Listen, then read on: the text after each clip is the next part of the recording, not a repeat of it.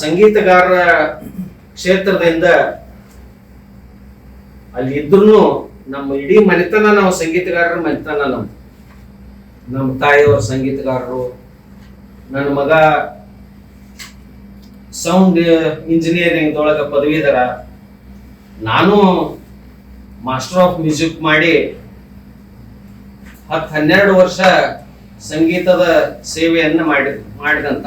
ಕರ್ನಾಟಕದ ಸಾಂಸ್ಕೃತಿಕ ನಾಯಕ ವಿಶ್ವಗುರು ಬಸವಣ್ಣನವರ ಶರಣರು ಭರವೆಯಮಗೆ ಪ್ರಾಣ ಜೀವಾಳವಯ್ಯ ಎಂಬ ವಚನವನ್ನು ತಿರುಚಿ ಉಲ್ಲೇಖಿಸಿದ್ದಕ್ಕಾಗಿ ಕೆಲವು ಬಸವ ಅಭಿಮಾನಿಗಳ ಮತ್ತು ಶರಣರ ಮನಸ್ಸಿಗೆ ನೋವುಂಟಾದ ಹಿನ್ನೆಲೆಯಲ್ಲಿ ಬಿಜೆಪಿ ಜಿಲ್ಲಾ ಪ್ರಧಾನ ಕಾರ್ಯದರ್ಶಿ ಸಂದೀಪ್ ದೇಶಪಾಂಡೆ ಅವರು ಸಾರ್ವಜನಿಕವಾಗಿ ಕ್ಷಮೆ ಕೇಳಿದ್ದಾರೆ. ಇಲ್ಲಿ ಸೇರಿರ್ತಕ್ಕಂಥ ಎಲ್ಲ ಬಸವ ಭಕ್ತರಿಗೆ ಶರಣಾರ್ಥಿಗಳನ್ನ ಹೇಳುತ್ತಾ, ಇಲ್ಲಿ ಸೇರಿರ್ತಕ್ಕಂಥ ಎಲ್ಲ ಪತ್ರಿಕಾ ಮಾಧ್ಯಮದವರಿಗೆ ಶರಣಾರ್ಥಿಗಳನ್ನ ಹೇಳುತ್ತಾ,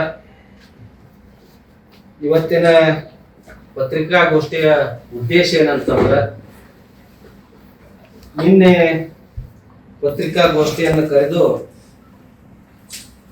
ನೀವು ಈ ರೀತಿ ತಪ್ಪು ಮಾತಾಡಿದ್ರಿ, ಅದಕ್ಕೆ ಬಸವಾಭಿಮಾನಿಗಳು ನಾವು ಪ್ರತಿಭಟನೆಯನ್ನು ಮಾಡ್ತೇವೆ, ನಮ್ಮ ಮನಸ್ಸಿಗೆ ನೋವಾಗಿದ್ದಕ್ಕೆ ನೀವು ಕ್ಷಮೆ ಕೇಳಬೇಕು, ಇಲ್ಲಂದ್ರೆ ನಾವು ನಾಳೆ ಸೋಮವಾರ ದಿವಸ ಪ್ರತಿಭಟನೆಯನ್ನು ಮಾಡ್ತೇವೆ ಅಂತನೋ ಅವರ ಹೇಳಿಕೆಗೆ ಪ್ರತಿಕ್ರಿಯೆಯನ್ನು ಕೊಡ್ತಿದ್ರೆ, ನಾನು ಒಬ್ಬ ಬಸವಾಭಿಮಾನಿಯಾಗಿ ಕಳೆದ 25-30 ವರ್ಷಗಳಿಂದ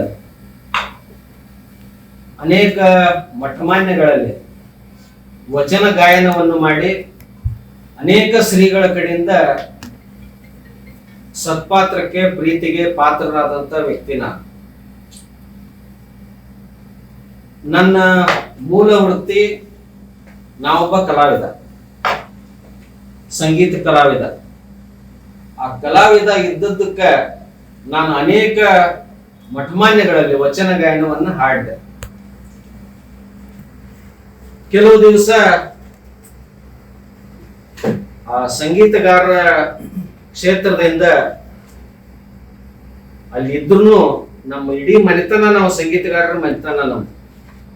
ನಮ್ಮ ತಾಯಿಯವರು ಸಂಗೀತಗಾರರು, ನನ್ನ ಮಗ ಸೌಂಡ್ ಇಂಜಿನಿಯರಿಂಗ್ ಒಳಗ ಪದವೀಧರ, ನಾನು ಮಾಸ್ಟರ್ ಆಫ್ ಮ್ಯೂಸಿಕ್ ಮಾಡಿ 10-12 ವರ್ಷ ಸಂಗೀತದ ಸೇವೆಯನ್ನ ಮಾಡಿದಂತ.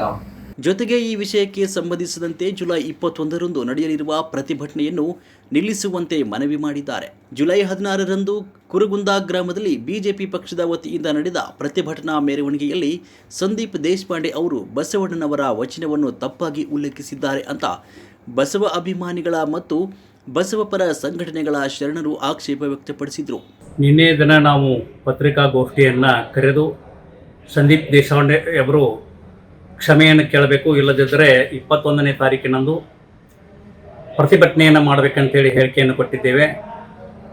ಆ ಕಾರಣ ಸಂದೀಪ್ ದೇಶಪಾಂಡೆ ಅವರು ಇಂದು ಕ್ಷಮೆಯನ್ನು ಯಾಚಿಸಿದ್ದಾರೆ. ಅವರಿಗೆ ಧನ್ಯವಾದಗಳನ್ನು ಹೇಳಲು ನಾನು ಇಚ್ಛೆ ಪಡುತ್ತೇನೆ. ಇದು ಒಂದು ರಾಜಕೀಯ ಪ್ರೇರಿತ ಅಂತೇಳಿ ಭಾಳ ಜನ ಮಾತನಾಡ್ತಾ ಇದ್ದಾರೆ.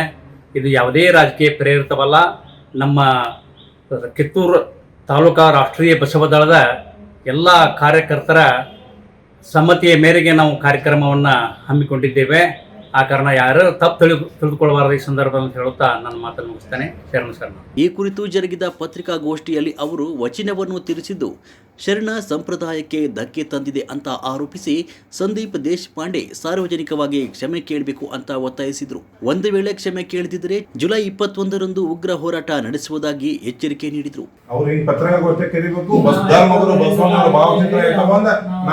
ಕ್ಷಮೆ ಕೇಳಬೇಕು.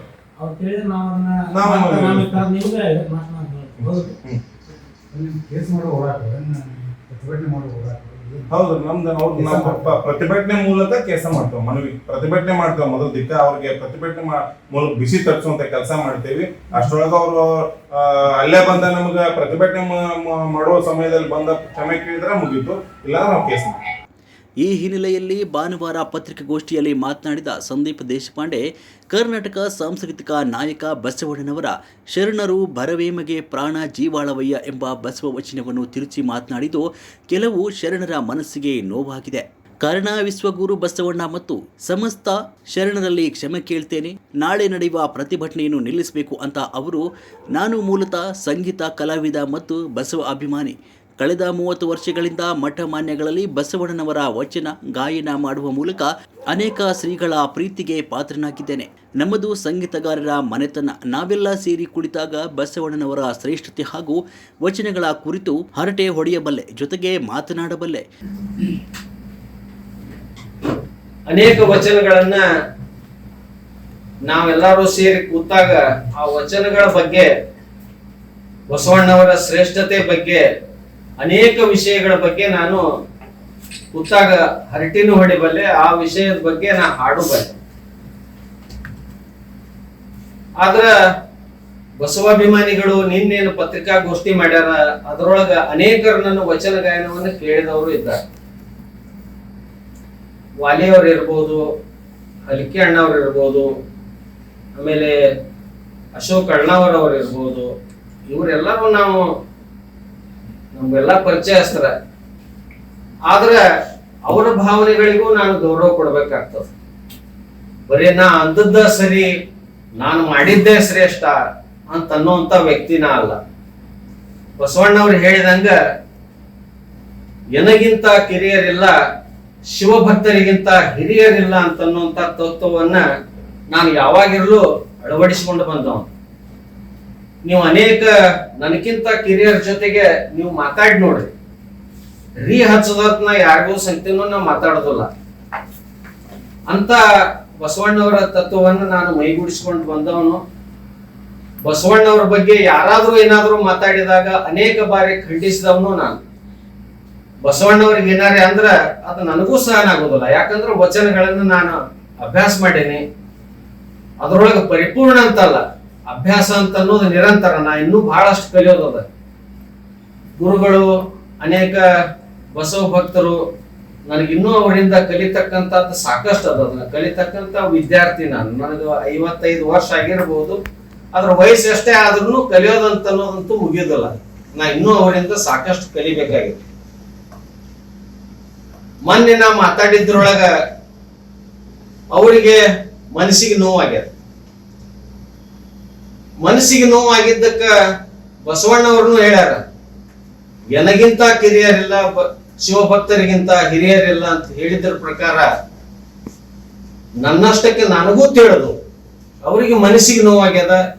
ಆ ಮನಸ್ಸಿಗೆ ನೋವಾಗಿದ್ದಕ್ಕ ನಾ ಅವರಲ್ಲಿ ಮೊದಲನೇದಾಗಿ ನಾನು ಅವರಲ್ಲಿ ಕ್ಷಮೆಯನ್ನು ಕೇಳ್ತಾ ಇದ್ದೇನೆ. ದಯವಿಟ್ಟು ನಾಳೆ ನಡೀತಕ್ಕಂತ ಪ್ರತಿಭಟನೆಯನ್ನ ತಾವು ನಿಲ್ಲಿಸಿ, ಇದನ್ನ ಗುರುಗಳು ಹೇಳಿದಂಗ ದಯವೇ ಧರ್ಮದ ಮೂಲವೇ ಎಂಬ ತತ್ವವನ್ನ ಅಳವಡಿಸಿಕೊಂಡು ದಯವನ್ನು ತೋರ್ತೀರಿ ಅಂತನ್ನುವಂತ ನಂಬಿಕೆಯನ್ನು ನಾನು ಇಟ್ಟಿದ್ದೇನೆ.